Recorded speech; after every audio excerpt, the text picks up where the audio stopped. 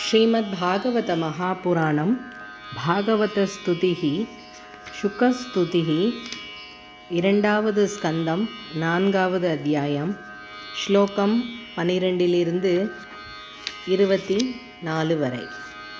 ஸ்ரீ சுக உவாச்ச நமः பரஸ்மை புருஷாய பூயசே சதுத்பவஸ்தான நிரோத லீலயா गृहीतशक्तित्रितयाय देहिनाम् अन्तर्भवायानुपलक्ष्य वर्त्मने भूयो नमः सद्वृजिनच्छिदे सताम् असम्भवायाखिलसत्त्वमूर्तये पुंसां पुनः पारमहंस्य आश्रमे व्यवस्थितानाम् अनुमृग्य दाशुषे नमो नमस्ते स्त्ववृषभाय सात्वतां विदुरकाष्ठाय मुहुः योगिनां निरस्तसाम्यादिशयेन राधसा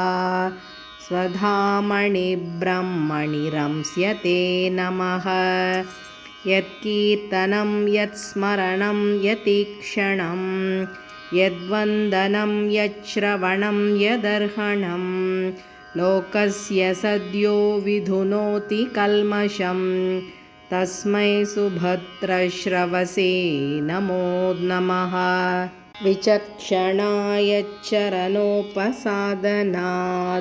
सङ्गं व्युदस्योभयतोऽन्तरात्मनः विन्दन्ति हि ब्रह्मगतिं गतः क्लमाः तस्मै सुभद्रश्रवसे नमो नमः तपस्विनो दानपरा यशस्विनो मनस्विनो मन्त्रविदः सुमङ्गलाः क्षेमं न विन्दन्ति विना यदर्पणम् तस्मै सुभद्रश्रवसे नमो नमः किरातहूणान्ध्रपुलिन्दपुल्कसा आभीरकङ्गायवनाखसादयः ये च पापायदुपाश्रयाश्रयाः शुध्यन्ति तस्मै प्रभविष्णवे नमः स एष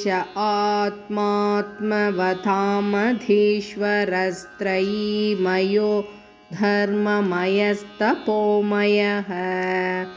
गतव्यलीकैरजशङ्करादिभिः वितर्क्यलिङ्गो भगवान् प्रसीदतां श्रियः पतिर्यज्ञपतिः प्रजापतिर्धियां पतिर्धरापतिः पतिर्गतिश्चान्धकवृष्णिसात्वतां प्रसीदतां मे भगवान् सतां पतिः यदङ्घ्र्यभिद्यानसमाधिधौतया धियानुपश्यन्ति हि तत्त्वमात्मनः वदन्ति चैतत्कवयो यथारुचं स मे मुकुन्दो भगवान् प्रसीदतां प्रचोदिता येन पुरा सरस्वती वितन्वताजस्य सतीं स्मृतिं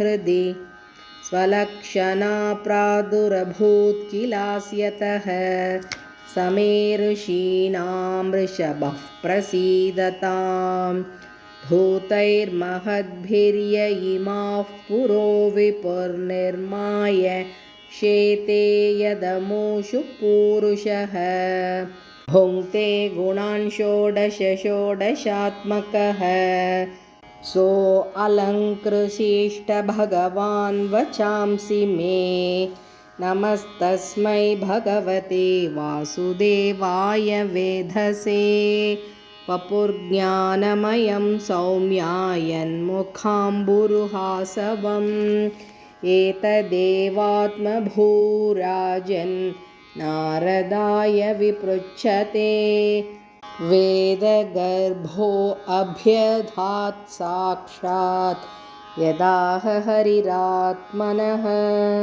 श्रीशुकस्तुतिः समाप्तम्। सर्वत्र गोविन्दनामसङ्कीर्तनं गोविन्द गोविन्द गोपिका जीवनस्मरणं गोविन्द गोविन्द। ॐ श्रीकृष्णार्पणमस्तु। हरिः ॐ। श्रीगुरुभ्यो नमः। हरिः ॐ।